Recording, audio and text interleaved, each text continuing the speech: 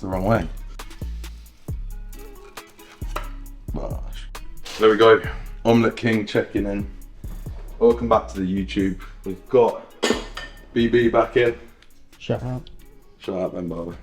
We're going to be doing down the coach again today, but I thought for the first time in quite a while, I'm hearing the feedback, you know, you're not interested in my clients.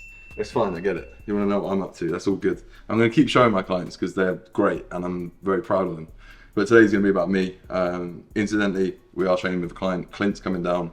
He is going to be doing some shows in September this year, maybe earlier because he's looking pretty peeled. But yeah, today will be about me, what I'm doing. We'll start with pre-workout nutrition, supplementation, and then I'll talk about my sort of long-term plans going forwards. And then we'll hit a bit of pool later, and that will be how the video is structured. For now, pre-workout meal. So New York bagel, I'm gonna put some almond butter on that. 400 ml of egg whites with tomatoes, reduced fat cheese, asparagus, and some salad.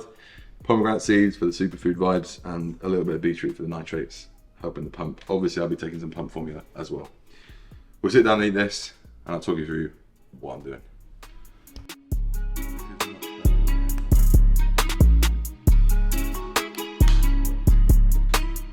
Yeah, Leo, this the one. Right, this might be a fairly long segment, because I think what I need to do is probably give you a roundup of the last few months. The last you probably heard from me, and this is something that I'll need to explain in a bit more detail. But very quickly, I got my bloods back, right? The last vlog I did, I think I was going to get my bloods done. So testosterone for the last 6 months in the bin, naturally. Came with everything.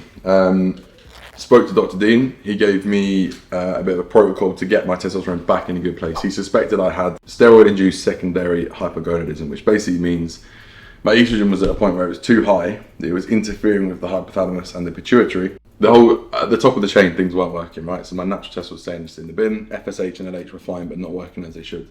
He said, Clomid, tamoxifen for 2 to 3 weeks, and that literally fixed me. So I did that for 2 to 3 weeks, retested my bloods, and my testosterone was at 18. So it's fixed. The thing was, in that 2 to 3 weeks, I had made the decision that I was gonna go back into an improvement phase, an off-season, with the idea to compete further down the line.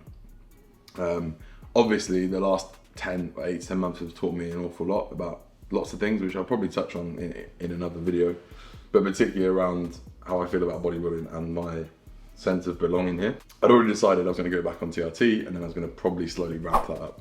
So that's what the last 6 weeks has been.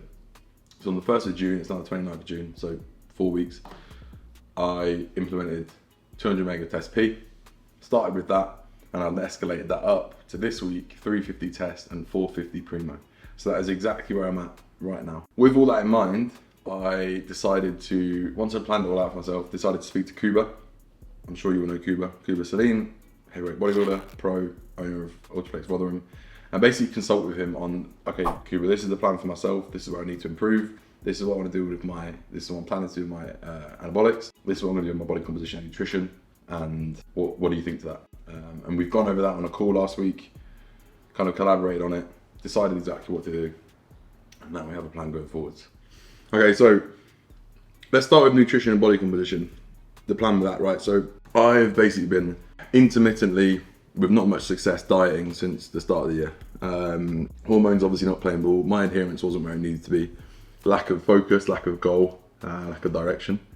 All that's gone now. Have direction, have a goal, have my hormones back in place. So actually the last few weeks in terms of dietary adherence have been really good. However, I've been on low calories. I've been on sort of 2,500 absolute max for the last, as long as I can remember. So that was one of the things I wanted to get Cuba's opinion on. Obviously going from natty to enhanced, I'm gonna recomp anyway. I'm more active in terms of cardio, steps, etc. and training obviously. So I'm gonna recomp. So if my goal is more muscle, why am I wasting time still trying to sort of go down in body weight? So the first thing we've done, calories to 2,850, which obviously is not a lot. 300 protein, 300 carb, 50 fat training days. It's enough, it's more than enough, especially when I've been on low calories for so long. So that's what we're doing with nutrition. In terms of the changes there, it's quite a big bump up in protein, so that's going to be an adjustment to make, but it's fine, it's not one I've not done before.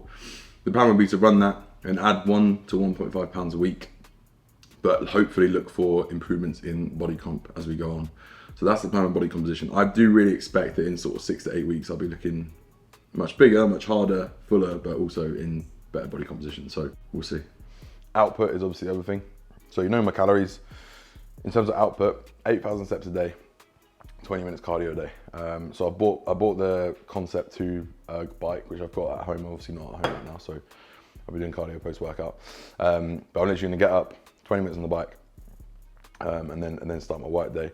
The 8,000 steps is not a challenge at all, but obviously with my job, I literally get up, sit at my computer, work. So I'm gonna just have to find time to get out for walks. I do it on prep, so it's not gonna be an issue, not on prep. Now, let's talk about drugs, because that's what everyone loves to hear about, right? For the first time that I can remember since going assisted, my bloods are in a really good place. So obviously having had 8 months off steroids completely, still running a relatively healthy diet and still running the supplements that I need, I've got everything in a real good spot. So lipids in particular. Everything else for me is normally good, but lipids are not good. So they are now in a good place. So I want to talk to you a little bit about kind of health management, and then we'll do anabolic stack.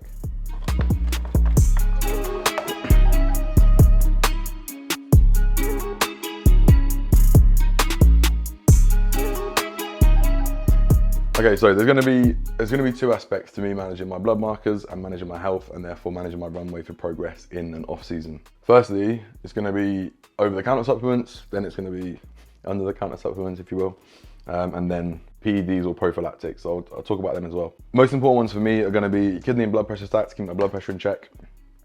8 caps of this a day.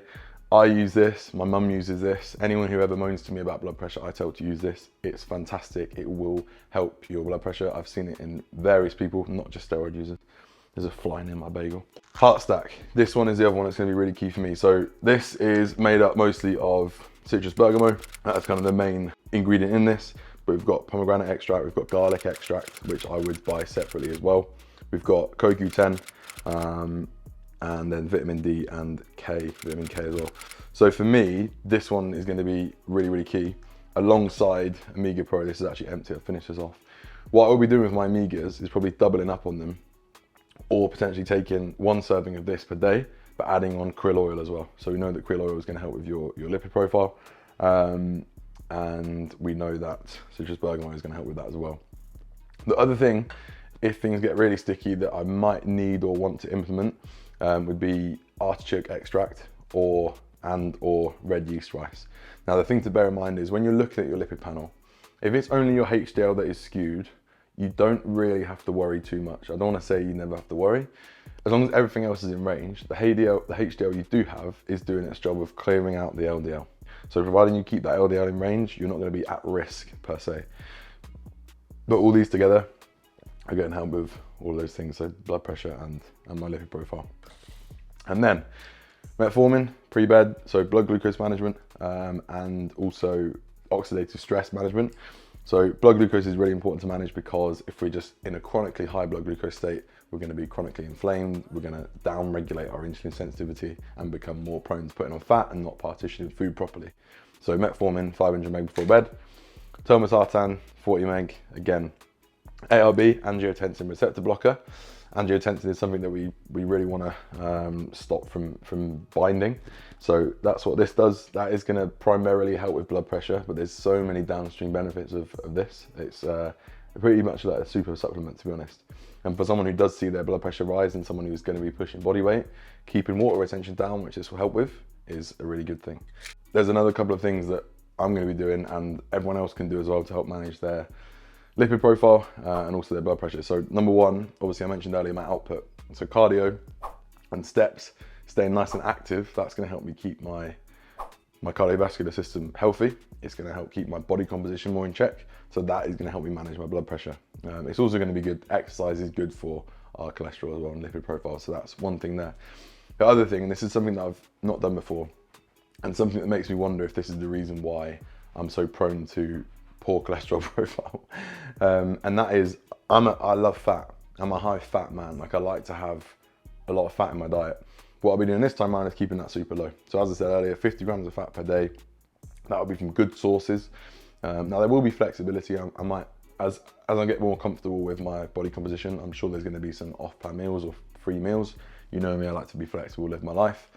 But I'll be keeping that fat to a minimum, and the fats that are going in are going to be the more healthy ones. So we're looking at monounsaturated, polyunsaturated. We're not looking at deep fat chips. So dark chocolates, nut oils, nuts, nut butter, are going to be the main ones there, and then eggs obviously. And then onto these. Now, these you might look at and think, well, that's going to make your health worse. That's not correct. What we've got here is slow-acting insulin, so Lantus, and then fast-acting insulin. I don't need this yet. My meals are simply not big enough. But the slow-acting insulin is going to act as a bit of a backup, a bit of support for my pancreas and those beta cells.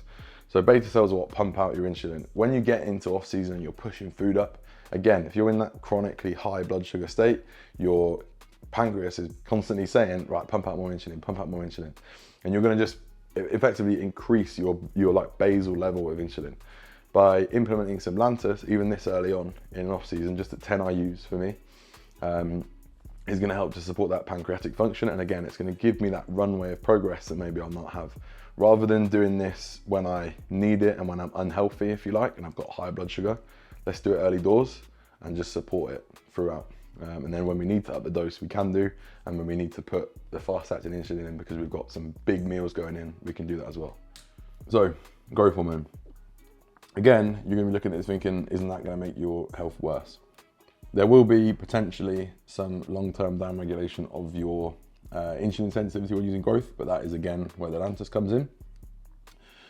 But the growth hormone is going to help because it's another pathway, and it's a pathway that does not impact our blood markers. So the risks with growth hormone are, if you use it at high doses for a long period of time, you're going to see systemic growth within the body, right? And that can mean organ growth, that can mean growth of all the things that we don't want, right? However, if we use it for a limited period of time and not in massive doses, it's going to enable us to effectively stimulate another anabolic pathway. So growth hormone will literally potentiate your body to build more muscle. So it's going to build new receptors. It's going to potentiate your androgen receptors. It's going to work in synergies with the anabolics as well. And then once you come into off-season, you've got growth, insulin, and anabolics in a trio, you're in a pretty optimal place to grow. So having growth hormone in at a slightly higher dose than I've used before, so I've only ever really gone up to 2 or 3 IUs. We're going straight in at 4 IUs, and that may well escalate to 6 IUs. It just allows us not to lean as much on the anabolics, which are going to impact my lipid profile, potentially liver profile, and potentially blood pressure. So that is a reason why we're keeping this in. And then the last 2 things to talk about, we will come on to obviously anabolic steroids, and we will talk about the training setup.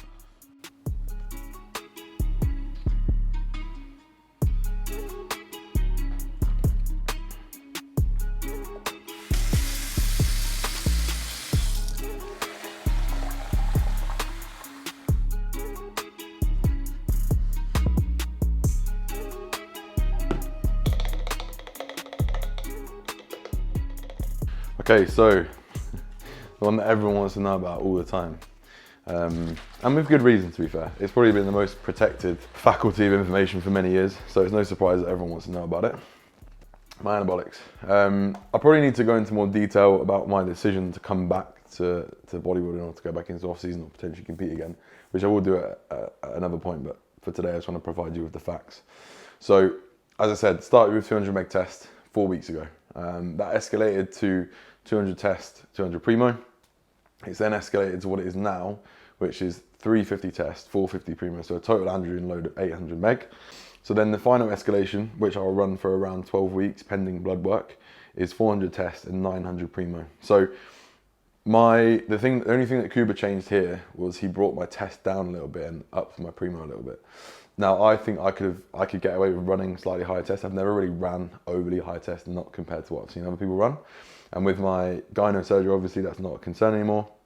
However, he suggested that yes, we want estrogen high, but we don't want it so high that you feel, moody, lethargic, tired, holding loads of water, all those things. So he said keep that a little bit more limited and run the primo up, which was going to be my plan anyway, but probably just not as much as he said. So it'll be 400 tests, 900 primo, and that's going to be it. That's going to be run for 12 weeks.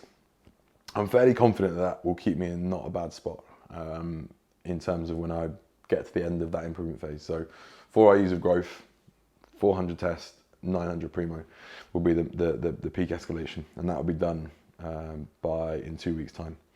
So that is it. That is going to be the setup for anabolics.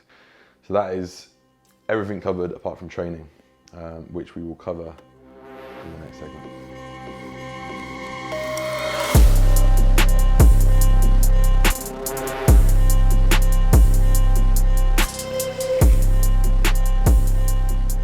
Alright, the final segment of the video, I'll talk you through my training. So my plan for myself, I want to massively improve my posterior.